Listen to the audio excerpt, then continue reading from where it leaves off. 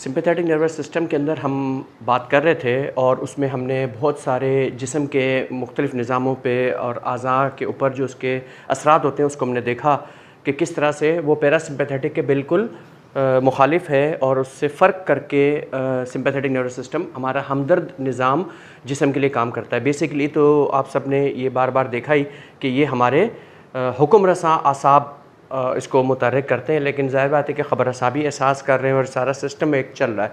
तो आज हम इस पार्ट को आगे बढ़ाते हुए चलते हैं और यहाँ पर हमने एक ड्रॉ किया है ब्लड सर्कुलेटरी सिस्टम को।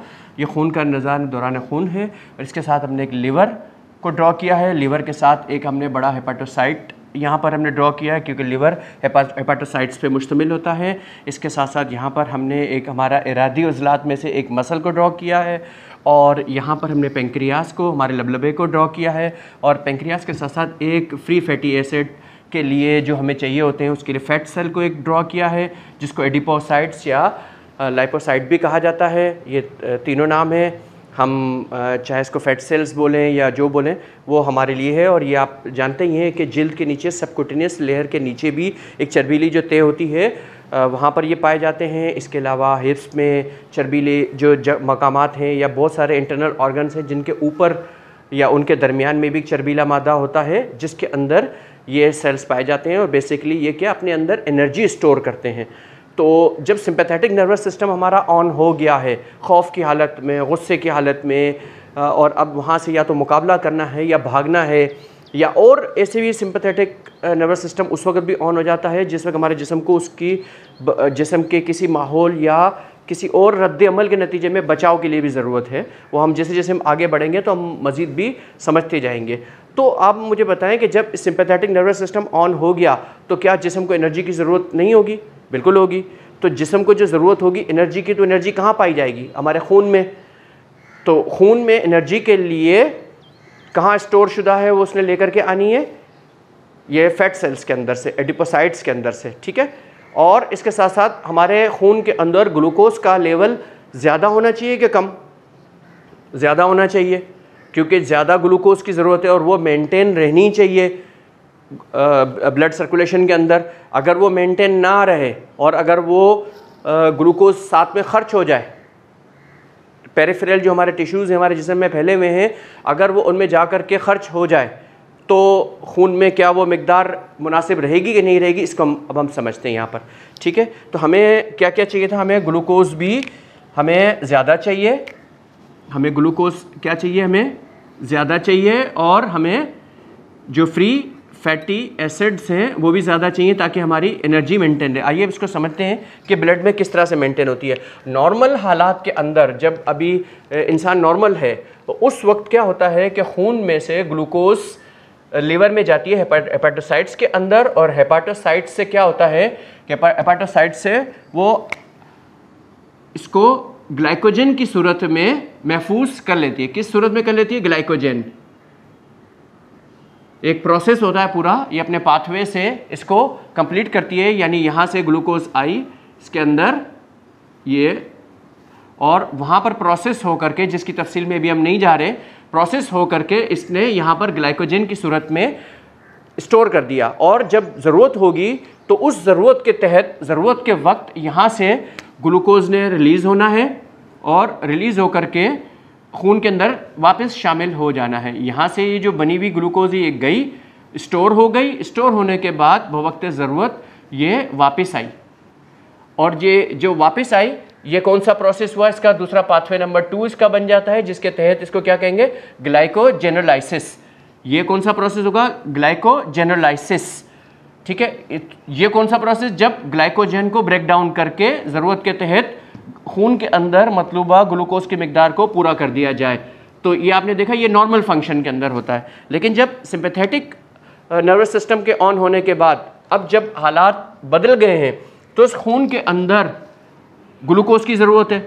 अगर ये ग्लूकोज ये जो यहाँ मौजूद है ये जो हेपाटोसाइट्स में जारी है, इस अमल को रोकना भी है हमें, क्योंकि इसको अगर हम रोकेंगे नहीं तो ये फिर ग्लाइकोजन के प्रोसेस अपना जो ऑटो सिस्टम है उसके तहत ये बनता रहेगा, स्टोर होता रहेगा, तो ये एक अजीब सा सिलसिला चल पड़ेगा।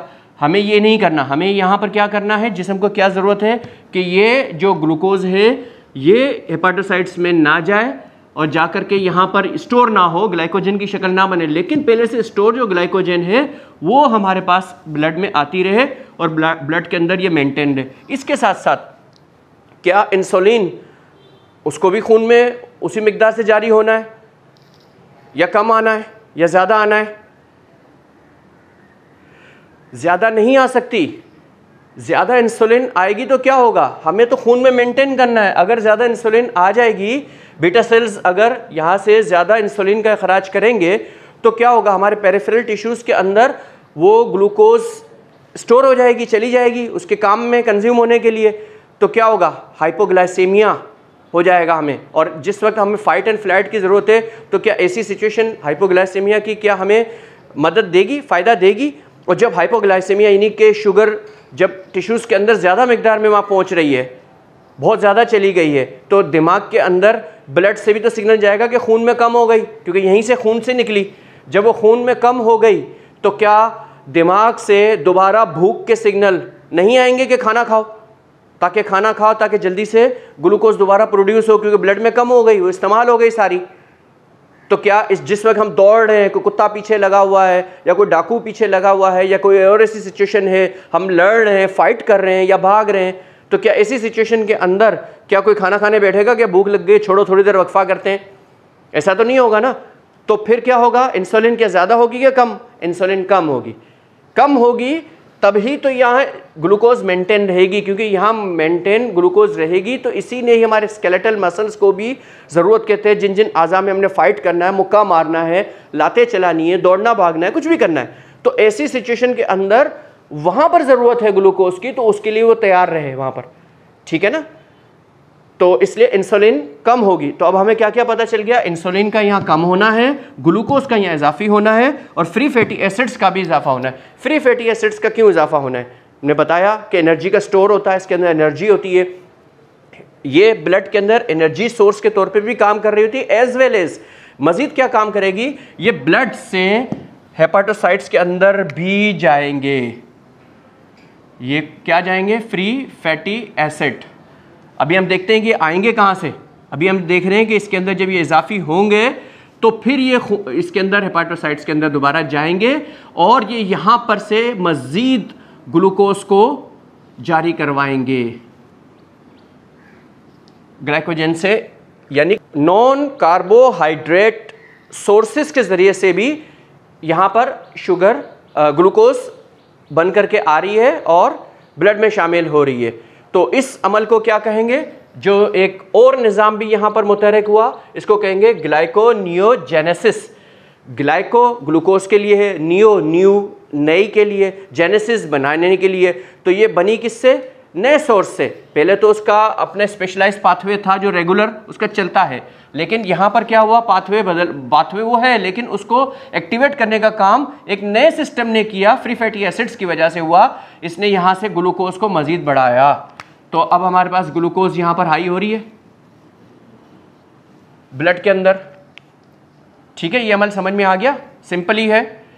अब फ्री फैटी एसिड्स को पहले समझ लेते हैं कि ये कहाँ से इसके अंदर मौजूद हुए।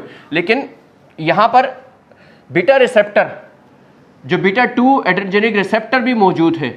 अब जो ये अमल आ रहा था, हमने थोड़ी देर पहले बात की कि इस अमल को रुकना भी ज़रूरी है, क्योंकि ये अगर रुकेगा नहीं तो ये एक्टिवेट रहेगा तो एक साइकिल ये वाला बन जाएगा और ये साइकिल अपने सर्कल के अंदर चलता ही रहेगा। तो यहाँ पर क्या है, यहाँ पर एपिनेफ्रिन ने बाइंड होना है और इसको क्या करना है, बीटा 2 रिसेप्टर एड्रेनर्जिक रिसेप्टर क्या करते थे, इनहिबिट करते थे।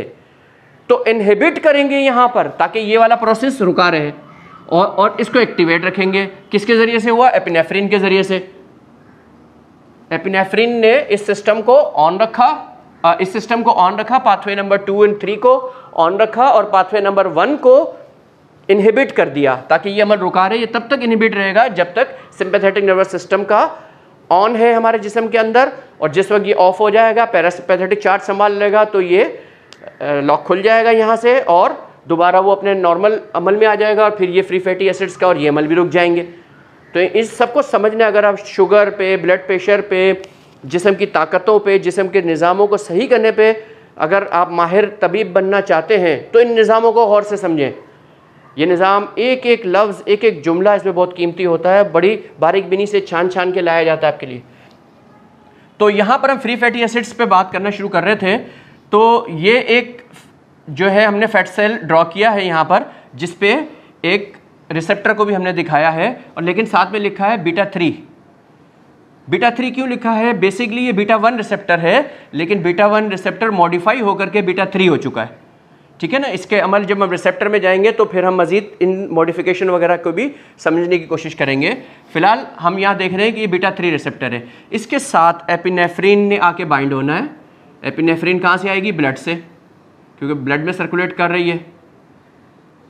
हमने एड्रेनालाइल उसके बारे में पढ़ा था ना, कि जो कलाए गुर्दा से, एड्रेनल ग्लैंड से जो जारी हुई थी सिंपैथेटिक नर्वस सिस्टम के पार्ट 1 में हमने देख लिया था कि वो किस तरह से उसको पार्ट 1 पार्ट 2 में हमने कि रिलीज़ हुई और ब्लड के सर्कुलेशन के अंदर गई। तो एपिनेफ्रिन यहाँ पर आई और अपने रिसेप्टर के साथ बाइंड हुई। इसने क्या किया? इसके अंदर एक्टिवेशन का अमल किया, इस सेल के अंदर एडिपोसाइट के अंदर एक्टिवेशन का अमल किया। इसको लाइपोसाइट भी कहते हैं, एडिपोसाइट भी कहते हैं, फैट सेल्स भी कहते हैं। तो इसके अंदर एक्टिवेशन का अमल किया, जिसके नतीजे में इसमें से ये देख रहे हैं, इसको ज़रा बड़ा करके हम बना रहे हैं। ये है एक है ग्लिसरॉल, ग्लिसरॉल के साथ 3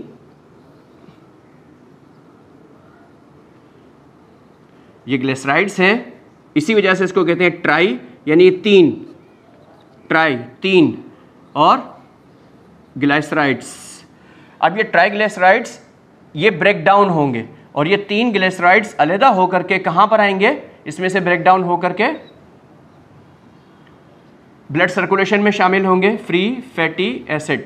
ये जब अलग हो जाएंगे तो ये क्या हो जाएंगे? Free fatty acid. ये फ्री हो गए। इस वक्त यहाँ पर ये बाइंड थे, अब ये फ्री हो गए, अब ये ब्लड के अंदर शामिल हो गए। और जब ये मुसलसल पूरे जिस्म में जहाँ जहाँ एपिनेफ्रिन ने पहुँच करके इन फैट सेल्स को स्टिमुलेट किया था और उसके नतीजे में ब्रेकडाउन का प्रोसेस कंप्लीट हुआ, उसके नतीजे में फ्री फैटी एसिड इसके अंदर आए। तो अब क्या हुआ? फ्री फैटी एसिड्स हाई होने शुरू हो गए और यही फ्री फैटी एसिड्स यहाँ से आगे जा करके ये अमल मुकम्मल करा रहे थे। तो कितना आसान सिंपल सिस्टम में एक तवाज़ुन के साथ ये काम चल रहा है।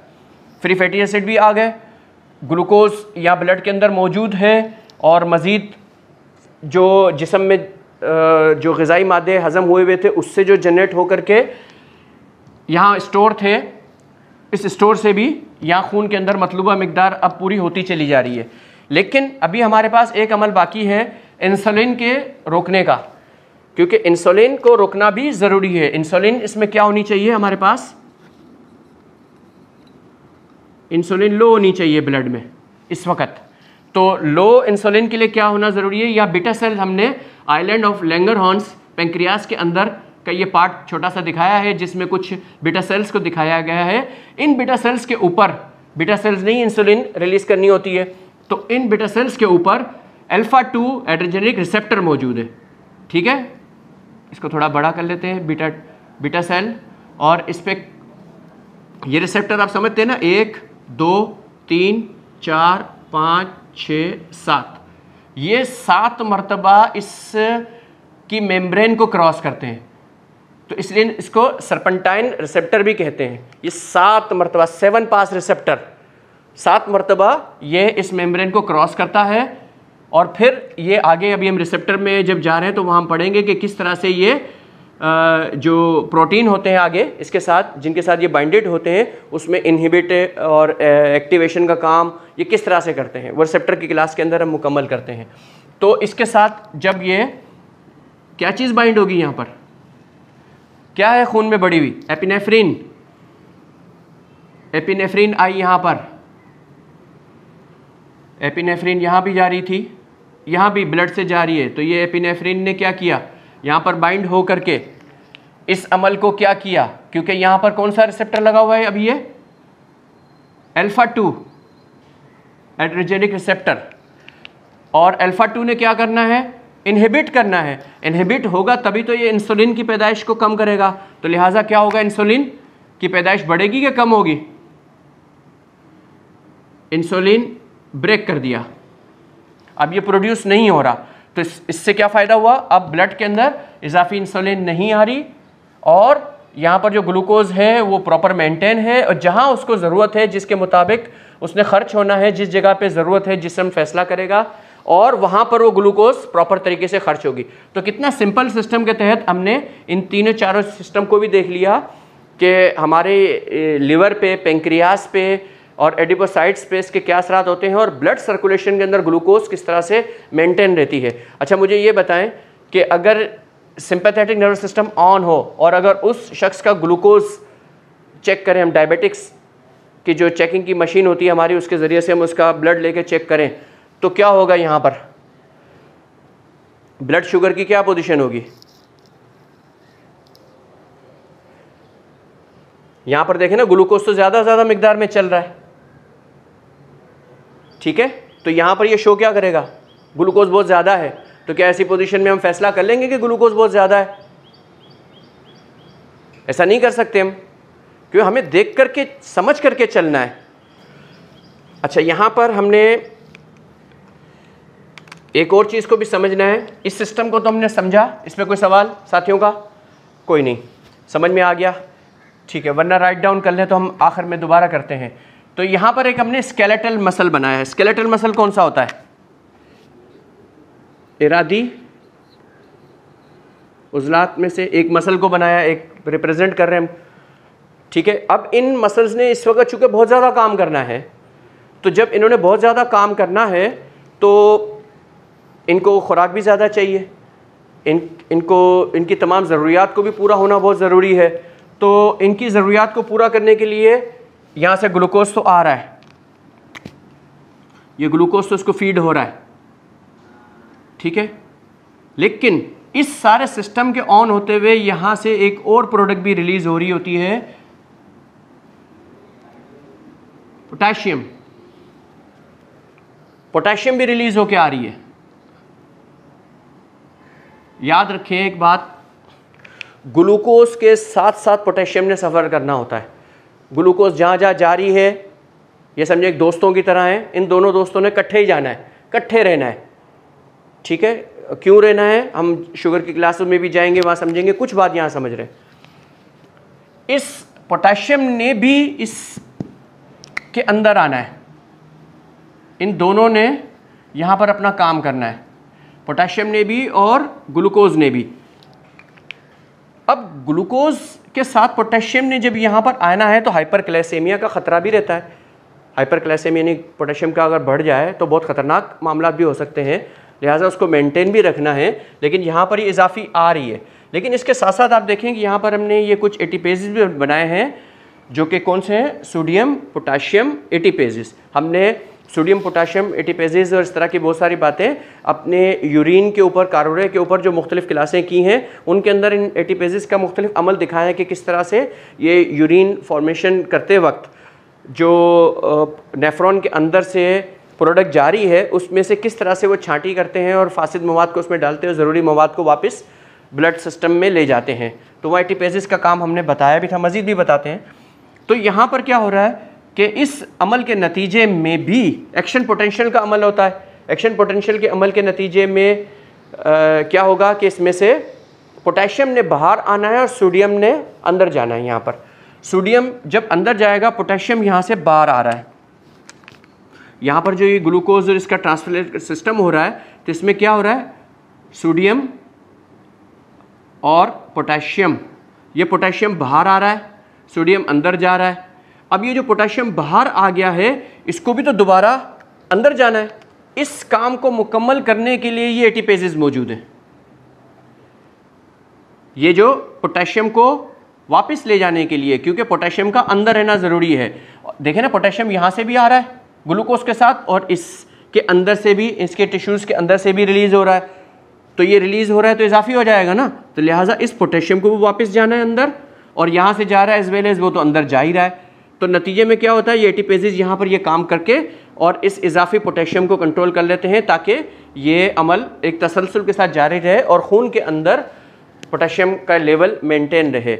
और इसके साथ साथ एक और चीज़ भी यहाँ देखने की है, हमें बहुत इंपॉर्टेंट है कि ये जो मसल्स हैं, इसमें ये हम रेड लाइंस में दिखा रहे हैं, स्पेंडल्स लगे होते हैं हमारे मसल्स के अंदर तमाम में, जो हमें बैलेंस रखते हैं और हमारे सेंट्रल नर्वस सिस्टम को हमारे बताते हैं पोजीशन को, कि अब हमने कहीं हाथ उठाया है या कोई चीज़ को पकड़ा है तो अब हमारी क्या पोजीशन है, रिलीज़ कर दिया, ये फ़ौरन लम्हों में फ़ैसले होते हैं।